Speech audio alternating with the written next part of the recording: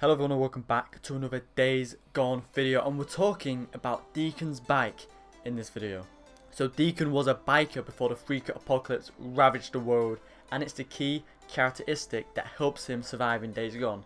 His bike is nimble, durable, threads broken roads, and is fast enough to escape most threats. The motorcycle is more than a useful tool in Days Gone, it's a lifeline that must be maintained and enhanced. So the bike is your lifeline in this world. It keeps you ammo, it's what allows you to get out of trouble quickly, and more importantly, it allows you to control where the game gets saved. If you can't find your bike, you can't save the game. Bikes are dangerous, but they're also liberating, and together it's what allows Deacon to not only survive the apocalypse, but to prosper as a bounty hunter and really go out into the wild and survive to get out of trouble fast. Everything about Deacon's bike is related to surviving a world that's trying to kill you. It's the fuel tank so that you don't run out of gas. It's the muffler so that you don't make as much noise. It's the saddlebags so you can carry more ammo. It's the nitrous boost so you can gain extra bursts of speed when you're trying to get away from runners. It's the frame of the bike for durability so that you can take more damage.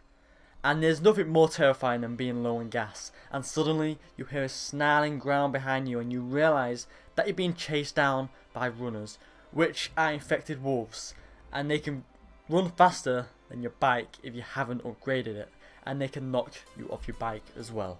These are the things that Deacon has to be worried about at all times, and then his bike is probably the biggest one.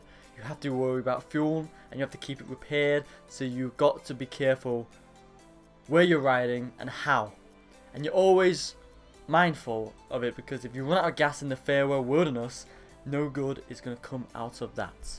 So at Bike Merchants you can go in and customize the parts that improve all kind of performance aspects of it, from a larger fuel tank so you can go further without running out of gas, faster engines, nitrous, all kinds of things that are performance related, but all kinds of visual accoutrements from different parts that add durability, but also they just look different and cool, so players can customize it that way.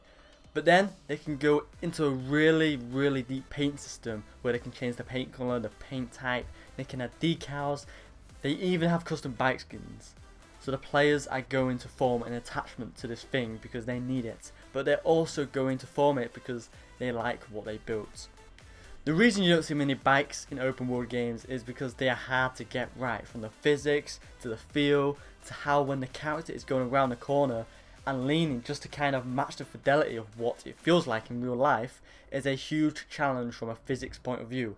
But it's also just a challenge from player expectations.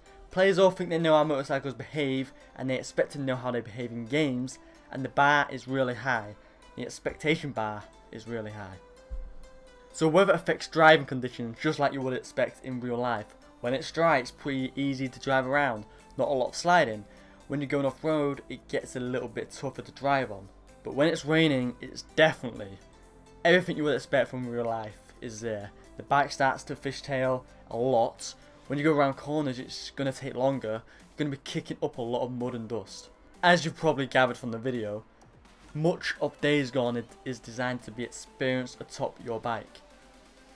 Your motorcycle is your best friend, and not long into the game, you might feel a twinge of guilt when you take a hard bump, or see a horde knock the bike off its kickstand.